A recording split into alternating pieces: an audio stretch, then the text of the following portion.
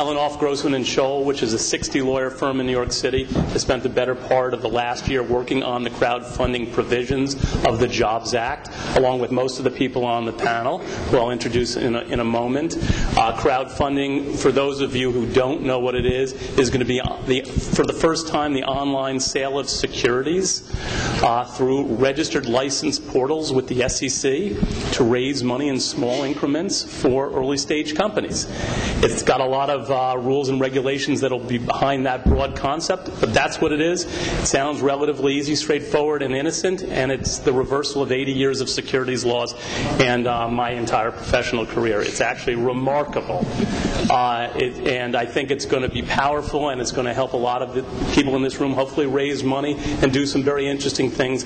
And no, for the naysayers in the room, I don't think it's going to be a hotbed of fraud, which tends to be the next thought that's on everybody's mind. I don't want to spend too much time talking about what it is, because I think there's probably a lot of questions. I'll let Jed and Christine and Joe talk about it a little bit more. But just a little, 2 seconds more about our law firm. We have 10 lawyers devoted to crowdfunding who are working with portal operators, working with the federal regulators. We've been down to the SEC 5 times, working with them on their proposed rules. We've been working with FINRA and the state regulators as well as the industry, the participants. We think it's exciting. As a law firm, we were 4th in the country in IPO activity last year amongst all law firms in the United States of America. That's not necessarily the amount of money raised for each of the deals, but it's the level of activity. And we represent 50 public companies. And with that, I'm going to let Jed, Christine, and Joe tell a little bit about what they do. But we think that there are a lot of questions that people, and a lot of misperceptions that people have about crowdfunding. We welcome the questions. I think the vast majority of our time today is best with coming from the audience, so we can address some of those questions that we've already had in sidebar with people. So with that, I'll pass along. Jed. Hi, everybody. My name is Jed Cohen. I am the Chief Operating Officer and one of the co-founders of RocketHub.com. We are one of the largest perks-based crowdfunding platforms in existence today, which means that we allow entrepreneurs and artists and folks who are raising money for social endeavors to raise funds online through our platform right now. They cannot offer securities or investment opportunities in exchange for those contributions currently, but once the SEC and FINRA finish with the regulatory process here, we are very interested in moving forward with the investment-based crowdfunding model as well. So we've spent a lot of time and effort thinking very carefully and dissecting the Jobs Act. We published a white paper on the Jobs Act that the SEC received very favorably. We've had a number of meetings with both the SEC and FINRA as well, leveraging our experience in the industry as it currently stands. To date, we've launched over 10,000 projects and raised millions of dollars for individuals and companies just like you and the ones that you represent. So very happy to be here and certainly look forward to answering any questions you have about what crowdfunding is currently and also what it hopefully will become. Thanks. Hi, my name is Christine Landon, and I'm the founder and CEO of Web Financial at webfinancial.com. And I am sort of at the other end of the spectrum from Rocket Hub in that I jumped into the crowdfunding space in March. And so I am in pre-alpha or alpha beta phase where I'm fundraising and creating the products that will go on my platform, which is a women-forward and minority-forward crowdfunding-based financial network. I have gotten interest from many countries around the world, from women and minorities and men who advocate for them in support of what I'm doing. I am working with some people I know in terms of funding it in the institutional space. So I look to have this up and going officially and completely by probably November or so, in time for the laws that are coming into place. I will also say that I'm working with Sphera.org and the Crowdfunding Professional Association. Sphera.org works, as you referred to, with the SEC to help give our opinion as an industry in terms of what rules should come forward with the crowdfunding. With crowdfunding. And with the Crowdfunding Professional Association, the industry leaders are working toward, the Crowdfunding Professional Association, the industry leaders are working toward, educational initiatives, which is one of the most important things for the investors and the business issuers and the entrepreneurs. Also with strategic relationships to help bring products and services to people in the crowdfunding industry. It's a really fascinating time. It's helping to create an industry that everyone will benefit from in the very near future. Thanks. Good afternoon, everyone. I'm Joseph Latona. I am the Chief Operating Officer and co-founder of Gate Technologies. Gate Technologies is, I would say, a hybrid between a technology company and a financial services company. We've been around for about 4.5 years now. Really, our initial focus was to create a technology solution for institutional investors, the large banks, the hedge funds, to trade private company shares. The Facebooks of the world, the Twitters of the world, the limited partnerships, the restricted shares of public companies. Within the last 2 years, we've evolved our business model to also create a company called Gate Impact, which is a wholly owned subsidiary of ours. Gate Impact focuses, again, the same model, being a technology solution, to focus on impact investing. And simply, impact investing, my definition of impact investing is an investing that has either a social or environmental component, some type of quantifiable social metrics, which could be job creation, which could be education, which could be housing, infrastructure, all those different models that we focus on with that. One of the things that we did from the onset, we embraced regulation. We are and operate 2 different broker-dealers. We're an alternative trading system. We're a qualified matching service. We have all these different regulatory components. My partner and the CEO of our company, Vince Molinari, is also the co-chair of the Crowdfunding Regulatory Authority, and has really been working closely with Doug and some really great, smart people to affect the rule-changing process for crowdfunding. Now, from Gate as a whole, we're not necessarily going to be a crowdfunding platform, but what we're doing is we're working with a lot of the people in this room and the people that are developing crowdfunding platforms in order to help them and give them a utility from a standpoint from the settlement and the clearing of these transactions, the onboarding and the validation and the due diligence of both the investors and the actual things that are people looking for investments. So we're working to standardize this process and leverage what we've done in the institutional space for private company shares and how these things transact to give them a unified, centralized clearing location for the smaller portals. So let me bring it a little bit together. The first thing I would point out is crowdfunding, which is a variation on what Rocket Hub has been doing for many years quite successfully, is, as I said, the sale of securities. That is currently prohibited. Even though the President signed the legislation into law April 5th, it will not be available to anybody or permissible until the SEC finalizes its rulemaking process, which won't be until sometime next year. And it's anybody's guess as to when that may be.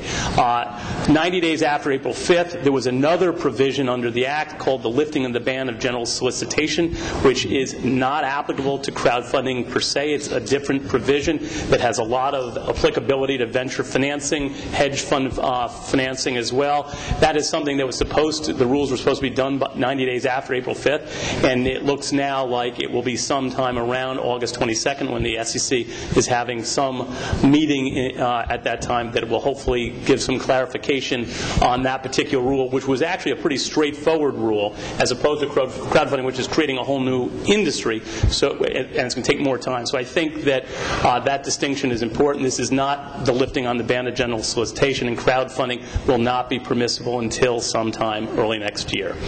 What Rocket Hub has been doing, which is perks-based, donations-based raising of money for entrepreneurs, whereas in crowdfunding you actually have to be a legal entity organized under some state law. It's got to be domestic. It can be an LLC. It can be an S corporation. And whether or not crowdfunding and where crowdfunding is going to interact with donations and perks-based it's a whole new world. Nobody really knows. We're helping create those rules of engagement going forward as we speak. But that's what Rocket Hub does. You've heard of Kickstarter and Indiegogo. Those are the big three, Rocket Hub being the oldest, I believe.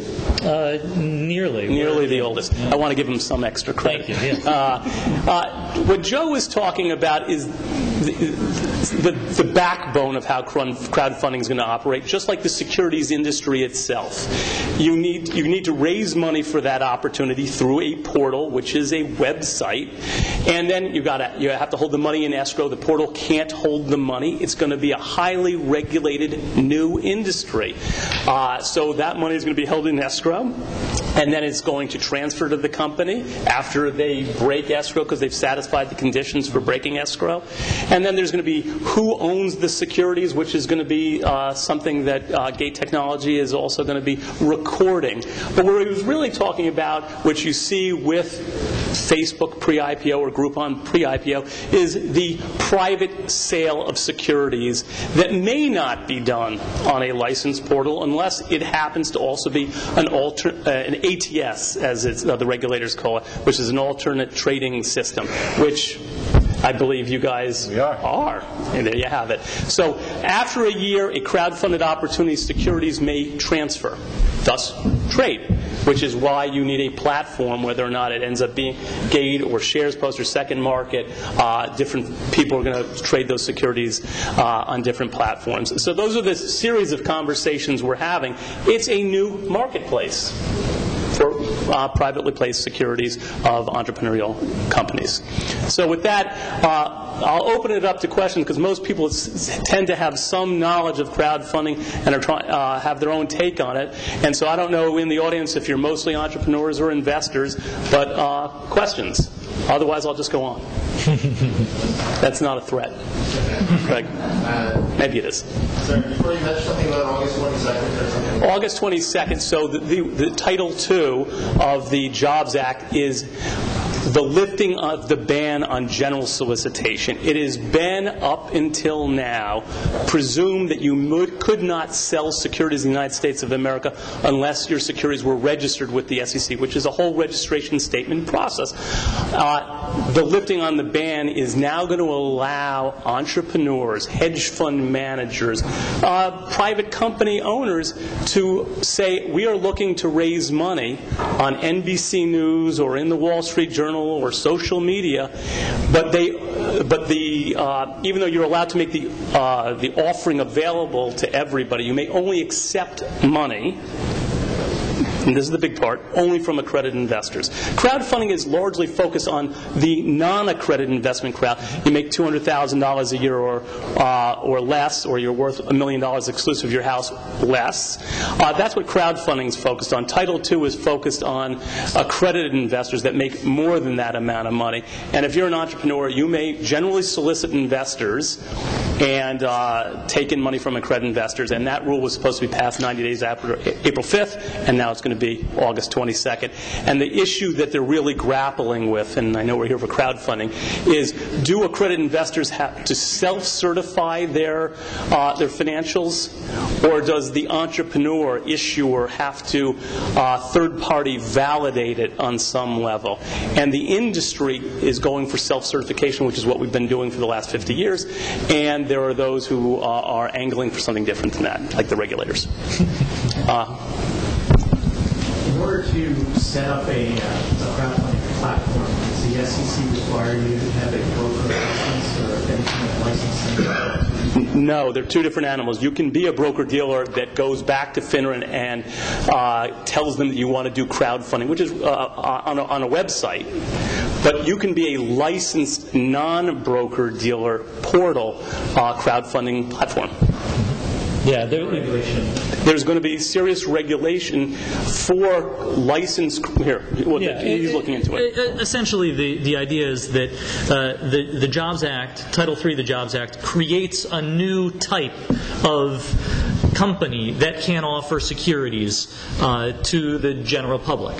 So whereas before this, yes, you would need to be a broker-dealer in order to facilitate that offering, now there is going to be this new avenue through a registered crowdfunding portal. And crowdfunding portals will have to be registered, but it'll be a separate licensure process, a separate registration process. And FINRA is looking into creating those rules and regulations as well. The information that we have from FINRA as to what their registration process is going to be is that it will be a simplified version of becoming a broker-dealer. Which is not simplified. Right, exactly. Becoming a broker-dealer is very involved, and becoming a licensed crowdfunding portal, you are severely limited in comparison to broker-dealers in terms of what you're allowed to do. So the registration process, therefore, will be significantly, hopefully, simplified and shortened, etc. So these will be two distinct beasts that have some overlap in that a registered broker-dealer could also create a crowdfunding portal, but if their business sort of overlaps, they may not be able to be exempt from some of the responsibilities of a broker-dealer. So, can we touch on, Doug, exactly what constitutes the maximum that crowdfunding can in terms of? Certainly. So I position it properly. If you are a broker-dealer who wants to have a website to issue crowdfunding securities, you're going to be able to do that. FINRA's trying to figure out what the rules and regulations for that broker-dealer that's trying to now have a new revenue model and do crowdfunding. They're going to have underwriting responsibility in a different way than maybe a portal does, which is by statute has to do background checks, but a broker-dealer has to do a lot more than that. The maximum fundraise of a crowdfunding opportunity, if you read the statute, is $1 million.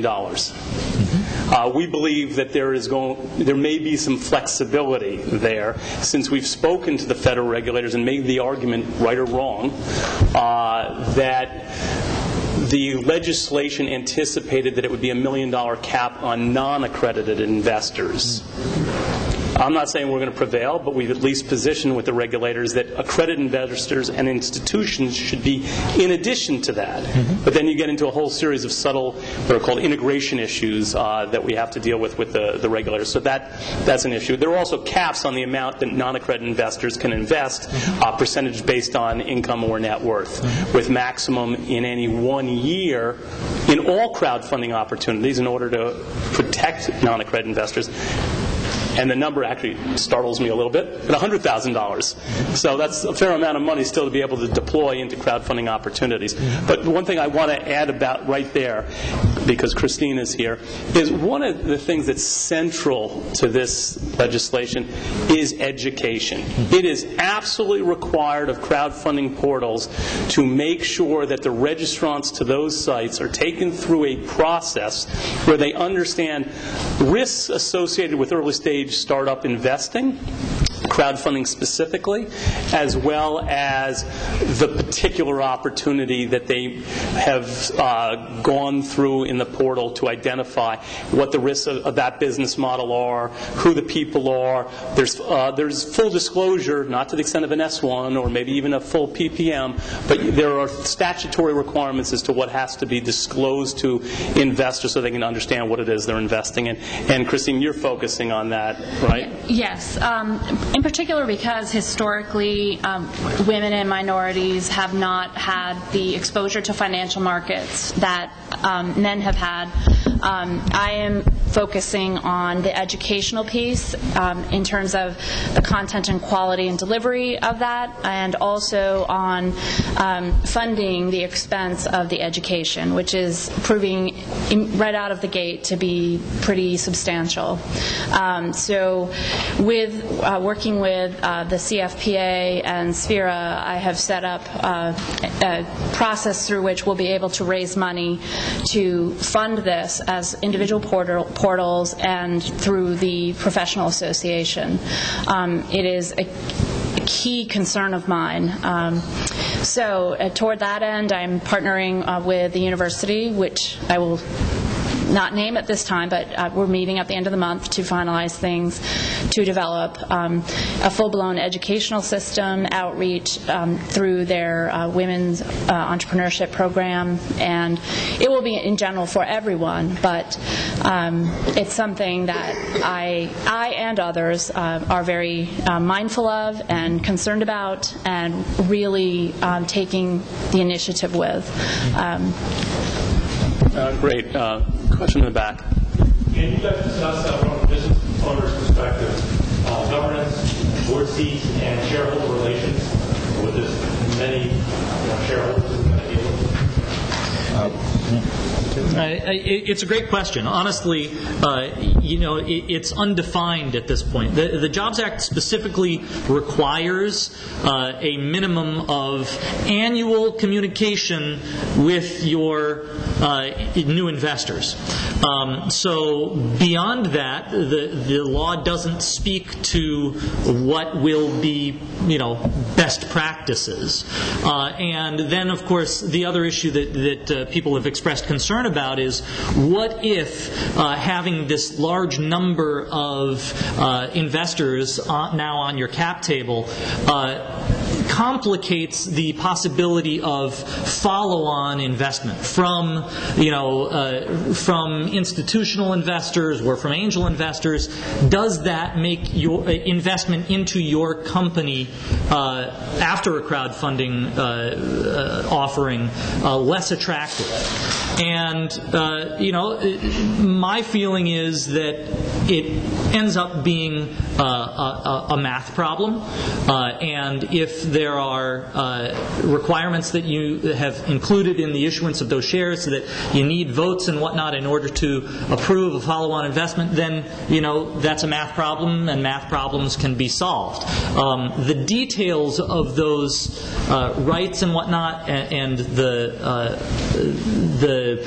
relationship you'll have with these investors have not been defined, and there may be a lot of wiggle room there, but until the regulations really... Well, let me ask you a question. On your site now, if I give $50 to you, the recording artist, thank you. What kind of updated information do you give me about the progress of that recording? Yeah, I mean, there are no specific requirements. No, I'm not talking requirements. What do you do as a matter of practice? As a matter of practice, we encourage people to communicate regularly with the folks that have contributed to your campaign, which means, listen, the vast majority of people who end up contributing are either friends or friends of friends, so there are enormous social pressures at play as well. They're already connected to you on Facebook. They're already connected to you in the real world as well. So when you book the recording time in the studio, hey, there's an opportunity to push out an exciting development communication. Keeping people in the loop provides excitement all around and makes everyone happy. So it's a win-win scenario. The more communication, generally, the better, and people catch on to that relatively quickly. So we encourage people at every milestone, be it good or bad, to communicate with their contributors. And I expect to see the same patterns with crowdfunding for equity once it is in practice. The fact of the matter is that these investors can end up being very valuable to these entrepreneurial endeavors, because we've heard a lot of talk about smart money and comparatively dumb money. I like to think of these new crowd investors as just a different kind of smart money. It's a whole different kind of intelligence. Imagine for a moment if you have the opportunity to have your consumers as direct investors. So I have a car company, actually the example is a motorcycle company, high-end electric motorcycles. And instead of going directly to angel or venture capital investors, I have the opportunity to solicit folks who are recognizable in the space of racing motorcycles to become investors in my company. Then these people end up riding my motorcycle, talking about my motorcycle, giving me feedback on my product, saying, hey, you know what would really help is if the bike was 10 pounds heavier. It actually helps with the whatever it is. But getting these educated consumers as advisors and investors can actually be very valuable. Just to circle back to the idea of the possibility of the angel or VC investors being less interested in a follow-on investment, I always like to remind folks that upwards of 90% of all startups, new companies that are founded every year, and there are thousands, if not hundreds of thousands, if not millions of companies that are founded every year in the United States alone, 90+% of them, never seek investment capital from angel or venture capital firms, and of the very small percentage that actually do, I'd say again, 90+% of the ones that actually seek investment from these angel or VC investors never get it. So a fraction of 1% of these companies are ever going to really be concerned with that issue. And those are, of course, going to be the most highly scalable tech, possibly. But brick-and-mortar companies that this really opens up an opportunity to fundraise to, corner coffee shops, car dealerships, whatever it is that you, as an individual or others, will have as their brainchild for a new business, now will have the opportunity to fundraise from a much larger network of individuals. And, by the way, it will offer additional transparency into the process, because currently most of those investments that come from friends and family are not adequately, are just not performed with adequate oversight, in the sense that many of these folks are probably not accredited investors who are investing in their child's business or investing in their nephew's business, etc. So this offers a real opportunity to legitimize that market. Great. Just before you up, Joe, did you want to add something? Yeah, actually, if I could. Right, to answer the original question, I have a little bit different of a perspective. I view, initially, if you just take a step back a second and really think about what crowdfunding is, I've made the comments before, my grandparents started a business, they went to the bank and they got a loan for $10,000, whatever it was. Just pick up the mic. They went to the bank and got a loan and started a business. The flow of capital in this country has come to a complete halt. Even when you look at the venture capital community, their hold times have changed dramatically. Where it used to be 4 or 5 years to an exit event, that has ballooned out to 10, 12, 13 years. So the flow of capital itself is really is halted.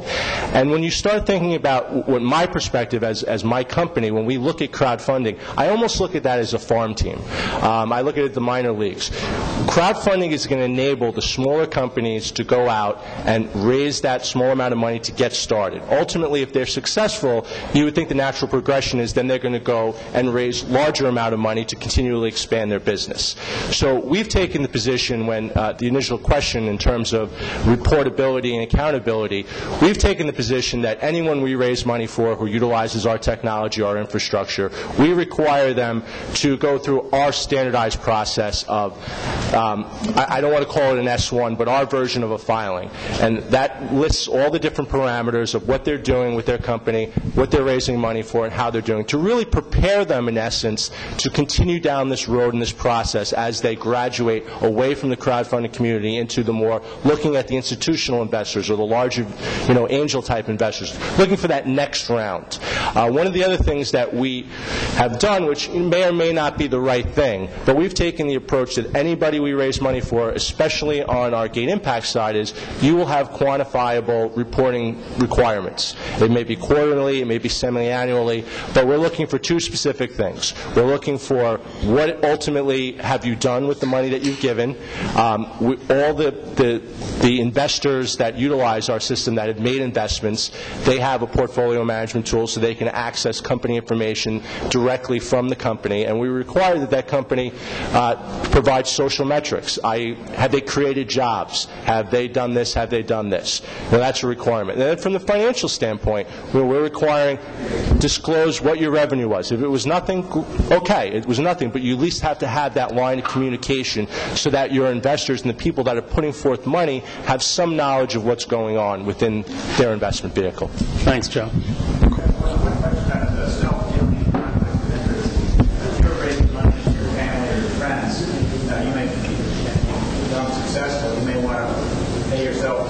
Salary. The issue is you require disclosures of self-dealing and conflicts by the founders, and what's required on the jobs crowdfunding versus what's required today. The president can always ask, but the non-small. I think the answer to that is in any securities document, and what the SEC is going to actually require to go into the disclosure that goes onto the portals, whether or not, as Joe's saying, his platform is going to require a higher standard than potentially what's in the statute. And by the way, there are other exchanges like the OTCQX that has a DAD program that does something very similar that requires more than what the law requires. I think you're going to see a related party transactions section. It's good discipline. The crowd doesn't want to wake up to find out that the cousin is being paid a large sum of money. I think it goes to the use of proceeds question and being, I think one area, if I can impress upon all, that I think get the most investor scrutiny is use of proceeds. And what's the money being used for? How's it being spent? And then, as Joe said, the ongoing discipline of making sure that the money was actually being spent that way. So hopefully that answers your question. We're about to wind down, but what I want to impress upon you, based upon the sincerity of the comments that you're seeing from the folks at the table, is this is not a rinky-dink little industry that's about to emerge. You have hundreds of people around the country who are committed to making this happen in the most earnest and serious of ways. The federal regulators, notwithstanding my initial thoughts that we're going to be decidedly against being helpful and cooperative here, have been the opposite. I think they have been nothing short of embracing of us to learn what we're doing, how we're doing it, and to help facilitate making sure we do it in a proper and intelligent way. And I think we're all acknowledging that. So I think if you pay attention, if you haven't, this is a game changer. It's exciting. Whether or not you're an entrepreneur or an investor, we appreciate your time today. Thank you. Thank you very much.